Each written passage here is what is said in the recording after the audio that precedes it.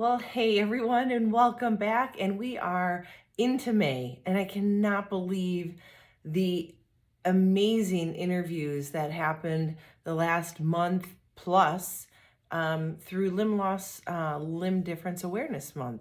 If you missed any of my previous about 5 episodes, you really need to go back because there's some great amazing people that showed the resilience of bouncing back, especially in facing adversities.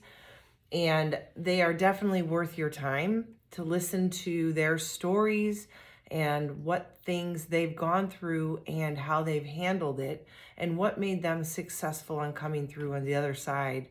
Not unscathed, but definitely a better person for it. And so if you did miss any of them, we started out actually at the end of March with Coach Dar, who is an amazing person who works with athletes and CEOs and big corporations to get mindset in the right place. And was the epitome of bouncing back because of what she had been through in her life that led her to the job and position she's in right now. And she has a new book out called The Art of Bouncing Back. And that was the theme of my last month of Limb Loss, Limb Difference Awareness Month, was bouncing back. Because as amputees or anybody that's gone through any kind of crisis in their life, we all have to learn how to bounce back. And all have done it. And we can all attribute our successes in getting through it to one person or another, or one thing we did or another. And it's really kind of neat to see how some people cope and deal. And she kind of started all that up together at the end of March before April hit. And then we had on some fantastic people like Maya and Rosie, an amputee and her amputee puppy. And Mike Coots, a wonderful friend and underwater shark photographer, shark advocate, surfer who lost his leg to a shark. That one you don't want to miss either. That's a great story of bouncing back completely. For some of us that struggled with getting in the water and had no reason to be afraid of the water, because it's just what Hollywood has made us feel about sharks, that's quite a bounce back story. So please make sure you get back into some of those episodes because they were phenomenal. And I'm so excited that the people I had on. And let's not forget, we have my prosthetists that were on as well from the Limb Center. And my assistant prosthetist is also an above knee amputee. And his story actually is what shifted his life. And we kind of noticed that with a bunch of us that have gone through something as big as an amputation, that the journey we were on and the pathway we were focused on has been veered. And that's okay. That was meant to be, whether you want to admit it or not. I'm a true believer in the fact that these things happen and we need to learn to figure out how to embrace it once we get through it and get unstuck. When we realize that we are more, we can spread messages to people more readily when we've gone through something, and we can actually speak to that. Like I speak on the podcast, I always go from my personal journeys, because quite frankly, I can't speak from anybody else's. And I will tell you that, hey, if this worked for me or this worked for me, I will let you know it worked for me. That doesn't mean it's going to work for you. So you have to find what does work for you in any circumstance. But my personal journey gives you one fraction of something you can try or how you can live if you get caught in a situation like mine. So here we are now into May, and summer is kicking up. Days are much longer. The sun is much warmer here in Arizona. And so tank tops are on now, and now the white skin's kind of starting to turn tan because it was a very cold winter. And I thought, okay, first things first, Mobility May. Mobility May happens I think it's their 5th year for ROMP, Range of Motion Project Global, who I interviewed last year in April. So if you wanted to hear about them, I had on the CEO and founder, David, and he and I talked about what their journey is, where they're going, what they want to accomplish, and their dreams, their goals.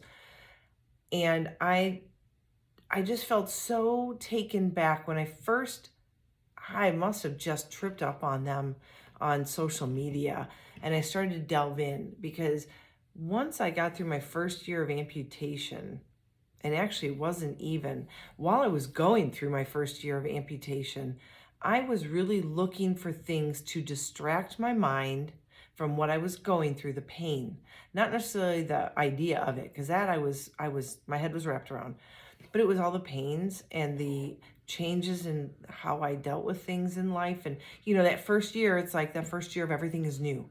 How you decorate at holidays, like Christmas trees going up. And I'm the one that did all that. How do I do that now that I'm an amputee? Is it going to be hard? I'm not going to be doing ladders as much. But anyways, everything that first year is so different. And when I ran across them, I decided right away to jump right into Mobility May. And I became a captain. I captained a team. We challenged ourselves to put in so many miles in the month of May, challenged ourselves to fundraise so much money so that we could get prosthetics for people that could never afford it or dream of getting a prosthetic. And I did that for a couple of years. And then last year I kind of had to take a me time off, and I did not. And I'm back this year. And I have an amazing team of almost all amputees. 10 of us are amputees, one is an able body, and several of them are brand new amputees within the month.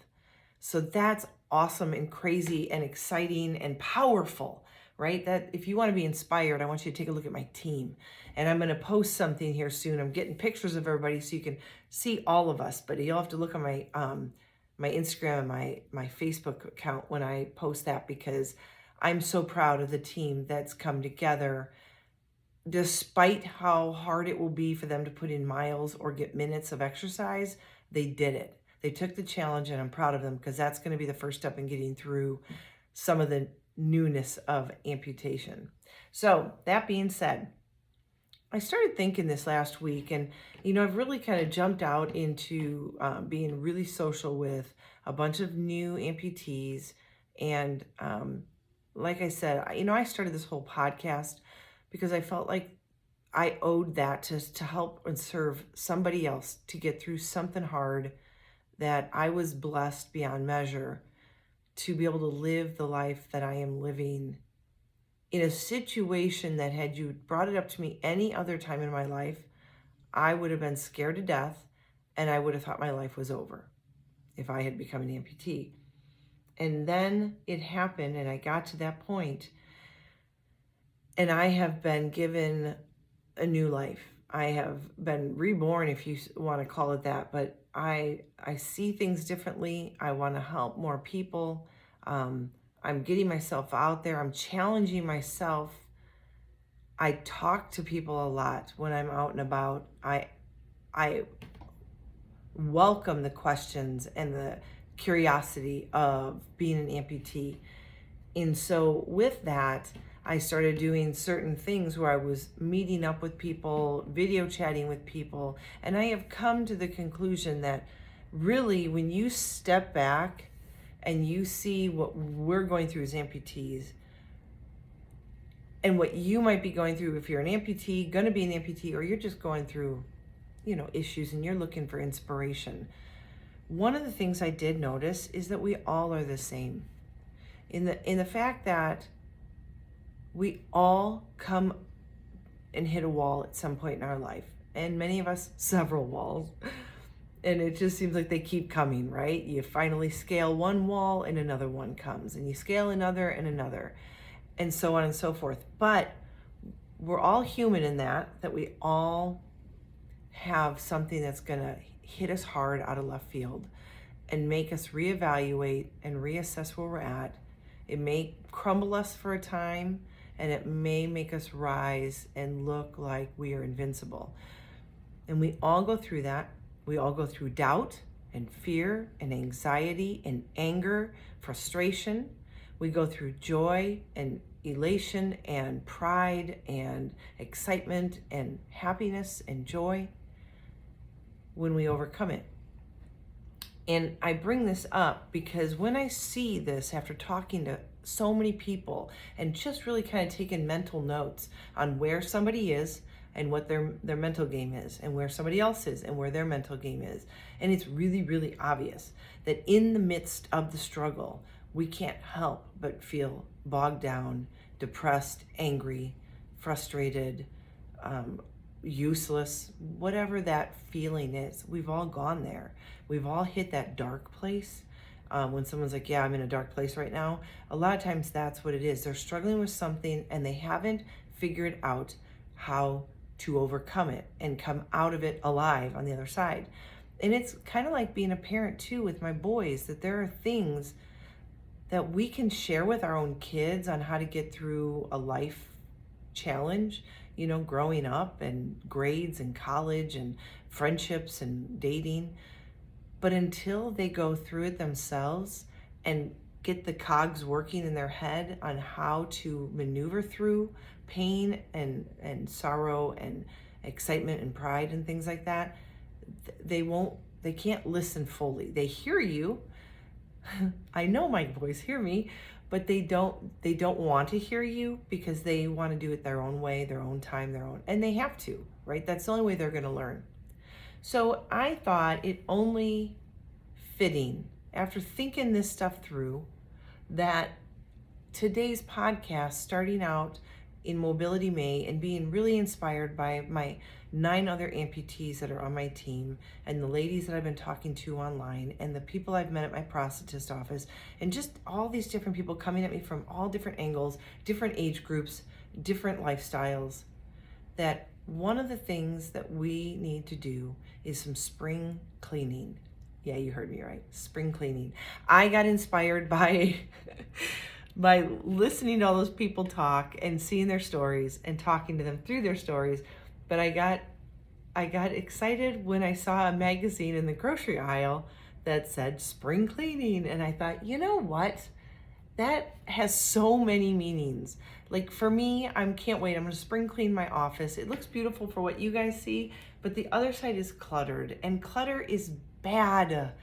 Clutter makes us feel anxious and frustrated. It keeps us away from the things we want to be around. And so I talk about spring cleaning, and you can do what you want in your house. I'm not talking about your house. I'm talking about spring cleaning up here in your head, your heart, so that you can actually function, so your body can function. Because I'm a firm believer that we are one in one circle, our mind, body, and our emotion all kind of come together to make us a whole person, a healthy person. And when one of those 3 points is missing or damaged or struggling, then we struggle in the other aspects. Example, if I'm struggling with my physical because of my leg, when I first got amputated, I was really struggling in my mind, and then I started feeling bad about myself, and I started feeling sad inside, and my emotional game was off, and then I was a wreck. And then the pains would start, and my emotions were ramped up, and I was angry, and I was lashing out because I didn't know what else to do with that pain. And then I started getting in my head going, my God, I'm so bad. What a bad parent. I just yelled at my kid for no reason. He had nothing to do with it. Likewise, we can be all fit and fiddle, but if our headspace is really cluttered with a bunch of negativity, then we are going to be down and out and not wanting to go to the gym or get out and walk or be out with friends.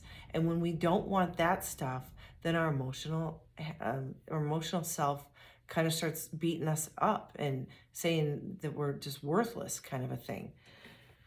So we are going to spring clean, and I really think that this is going to be beneficial. Now, if you have never listened to my podcast, I will tell you first and foremost that when I speak, I literally am looking at myself and I'm speaking to myself. Yes, I do see you, the individual. I really do. And there are some people that I have in my mind when I'm speaking, but a lot of times the context is, what do you need to do for yourself? Talking to myself. And this is one of those things that I've had some medical journeys just recently that I've had to succumb and come to and rise up from. And I won, which is a good thing. But there was times in the last week and a half, 2 weeks, that there was doubt creeping in and just this worthless feeling of, well, I don't want to do anything now. I'm going to sit around and sulk, or worry or be in fear. And that is not living.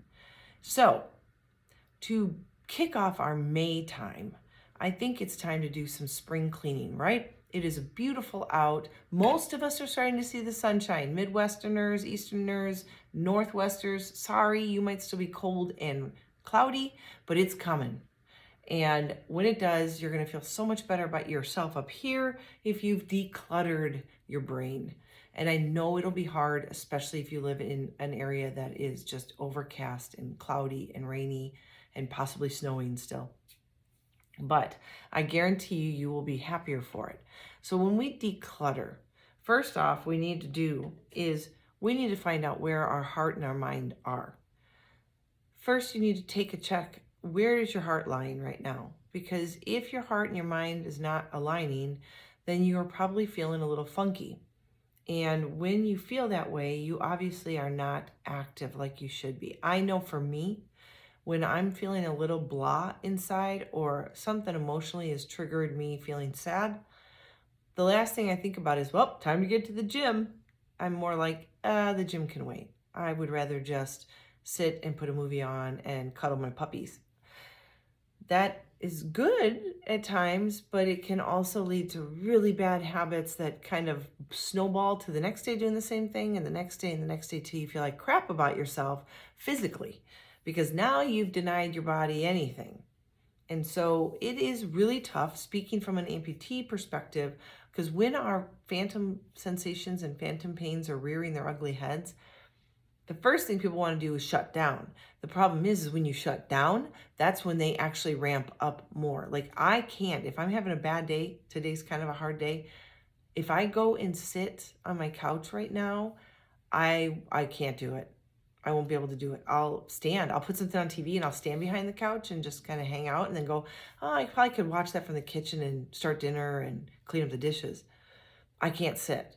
Sitting around makes me anxious and creates more pain than really I am allowing my body to own. I don't want it. I just don't want it. And I don't take anything for it. I'm not on anything. So for me, it's mind over matter. And my body needs to know, or my mind needs to know, there's no foot there, so there shouldn't be pain there. And that's quite the trick. But when you spring clean, I want you to take stock, like I said, where you are emotionally. Like, where are you investing your emotions? And are they positive or are they negative? So when you figure out if they're positive or negative, then you can start moving forward. If they're negative emotions, you need to examine that. Like, what is causing negative emotions? Is it your job? Is it a relationship? Is it your physical appearance? Is it, your home life? Maybe you need to spring clean your house. Maybe that'll make you feel better. But figure it out, because you need to ditch that. You need to get rid of anything negative in your life.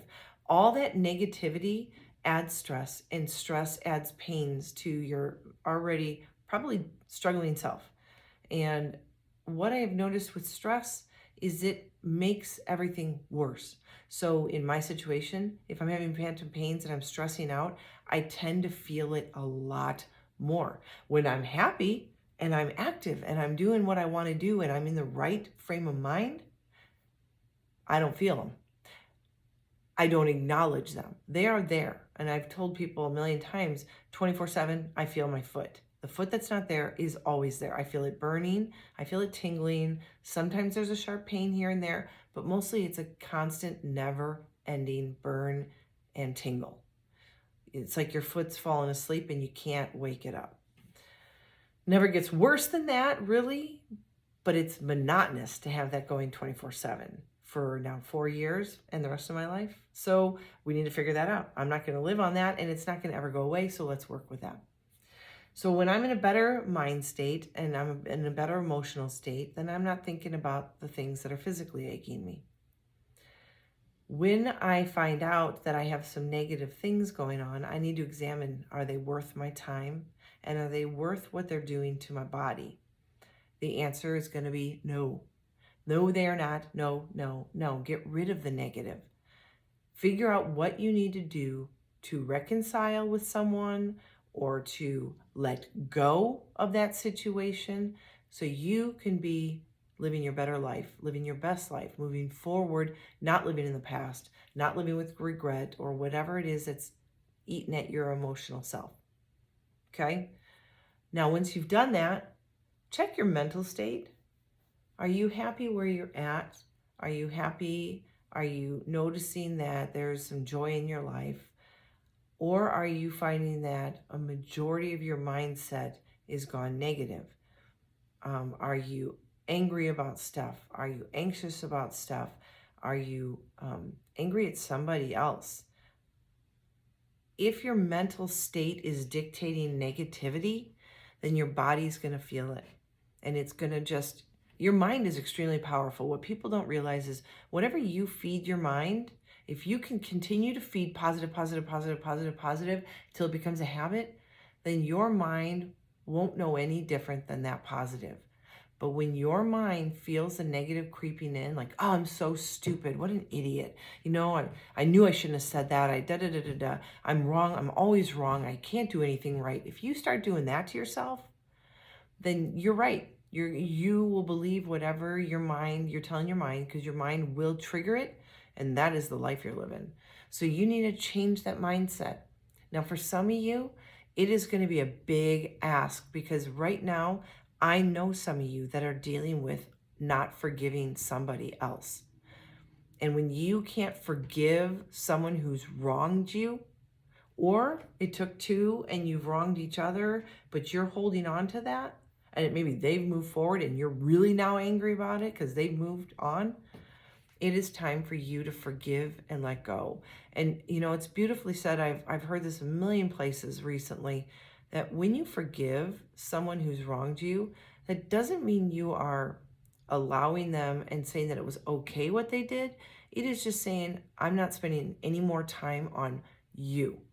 And that is the best thing you can do, is to let go of the person that did something wrong so you can heal. Because if you don't let go of it, you aren't going to heal, because you can't go past the accident that happened, or the wrongdoing that happened, or the words that were said, until you can get past those and say, I forgive you, and just let it go. You are going nowhere. You're going to be stuck, because it's just going to keep eating away at your heart and in your mind.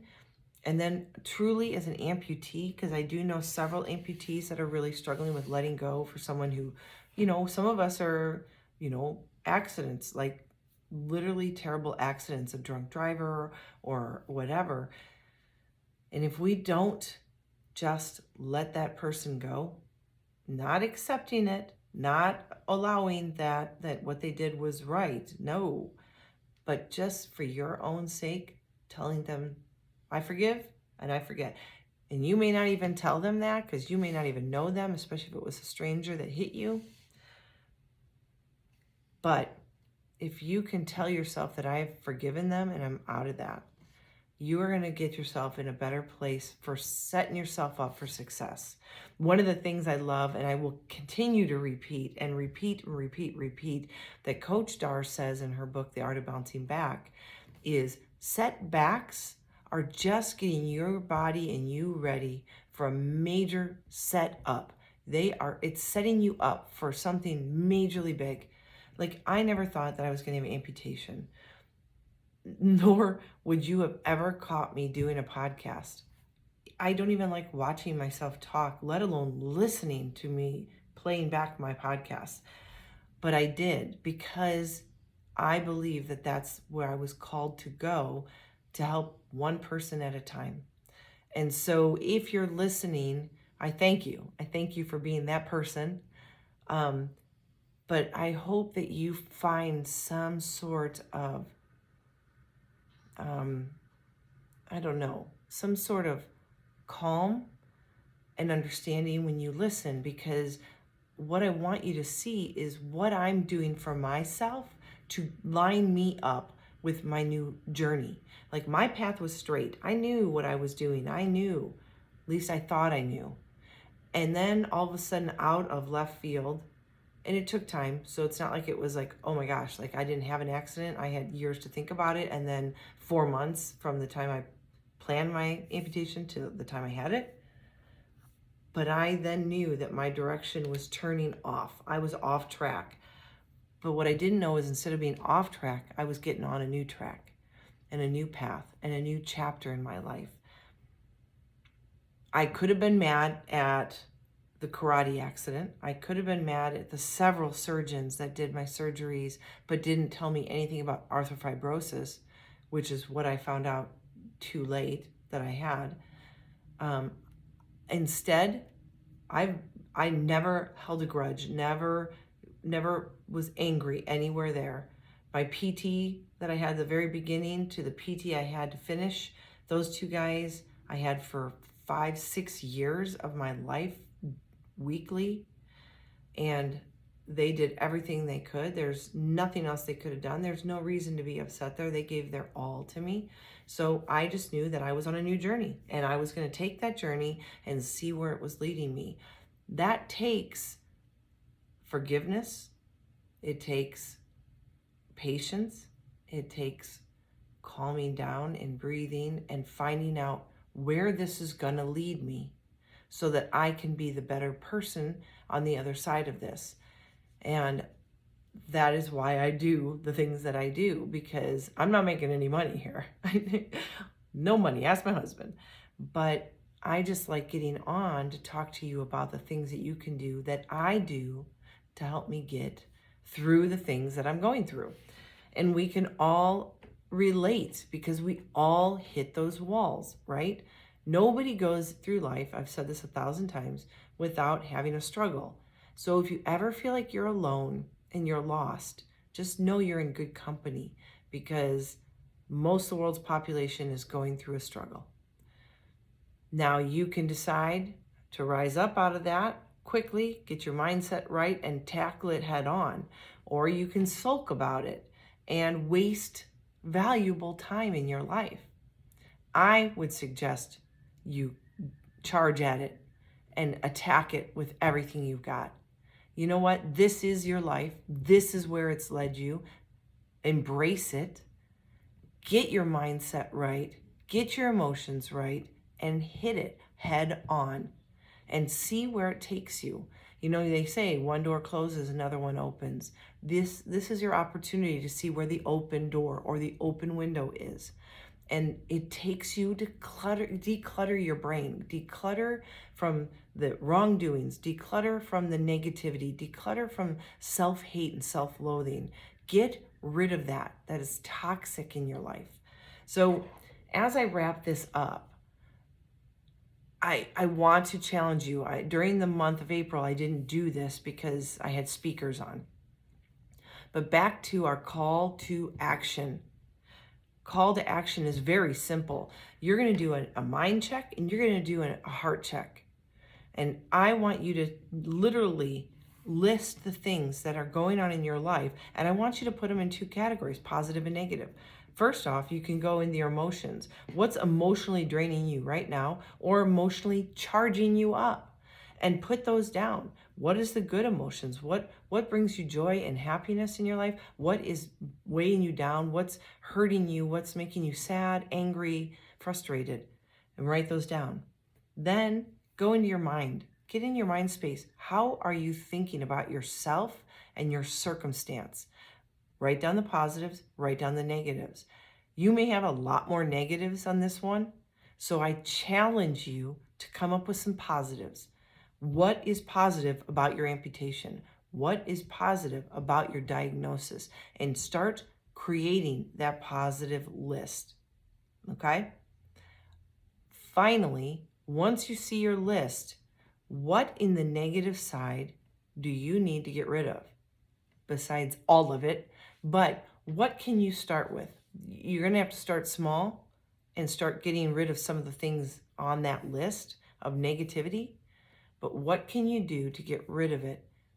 And what's it going to take to get rid of it? So if you're feeling negative about your body image because you've been laid up, then what can you do to change that? And I will tell you, the people that are on my team that are getting out and doing miles, which I quote, but we can do minutes of exercise, 10 minutes equals a mile, or we can get out and actually bike, swim, hike, walk, row, whatever it is. I have people that are still not walking, and they are willing to challenge themselves physically. When we start to do that, we are breaking the negative barriers. So if you're feeling like crap about yourself, your body image, then do something. Even if you're bedridden or you're couch ridden, take something, leg lifts, take a light weight, even if it's 2 pounds or something, and just move your body. If you want to do curls in bed or on the couch while you're watching a program, okay, I get it. I've been there where I'm laid up and don't know what to do with myself. And the worst place you can get is being in that circumstance and then start hating yourself because you don't feel good about yourself, you don't look good in your mind, whatever. You need to start making the changes for yourself, and that starts with those little tiny baby steps, and those baby steps will grow as you get stronger and your circumstances start to change. But we can actually be in charge of changing our circumstances by the way we tackle each and every day as we trudge through the hard times. And we all will have them, and we all have to figure out how to cope with them. Now, I can't speak for you on what you can or cannot do, but you all have the capability to do something positive for you physically. So if that's where you need to start, because one of your things is I feel horrible about my body image, that's how you start that. Get rid of that negative. How? By start doing little things, every little thing. When I first started walking with my prosthetic, I thought I could nail out a mile or two and didn't realize how hard that was on a raw limb that has, it takes 12 months to heal. Well, I had my prosthetic in 3 months. So I was still tender. So you know what? You celebrate the small things. At first, it was just kind of walking right around in front of my house. Then it was walking all the way down to the mailbox. Then it was walking down the mailbox and then to the left and up a couple houses until I could turn around. I finally got to the mile. Then I finally got to a couple miles. Then I got to hiking. And then I decided to try a 10K. It builds. You don't just start with a marathon, you build to the marathon. And those are the ways that you take a negative emotion or a negative thought process and change them for something positive. So, call to action. Take stock in your mental and your emotional state. What's positive, what's negative. Then keep doing those positives and figure out how you're going to eliminate the negatives. That's what we're going to do. We're spring cleaning. And I'm going to say, I usually say, let's see how it goes for the next week. But I say, let's work on this whole month of May. Get yourself mobile. It's Mobility May. Get out there, get mobile. If you want to join my team, you can still do that. It's on my social media. And you can look me up anywhere on there and you'll find join her team, join Angie's team. You can join here. I will take you anytime in May. You didn't have to start on May 1st. You can start anytime you want. If you need accountability and you want someone supporting you, I'm there for you. We have our own private Facebook group so we can cheer each other on and keep each other active. Because like I said, there's a lot of young amputees on this group. And when I say young, I mean like brand new. They need that, and I know they need that support, and they know that they're not alone. So if you need that, check that out on my Instagram or my Facebook page. And you know what? Take care of yourself. Spring clean the negative thoughts out of your head. Spring clean the negative energy in your emotion. And let's get active. Make yourself an active person. Make yourself a positive person for this world. We need more of that. So until next time, and as always, be healthy, be happy, be you.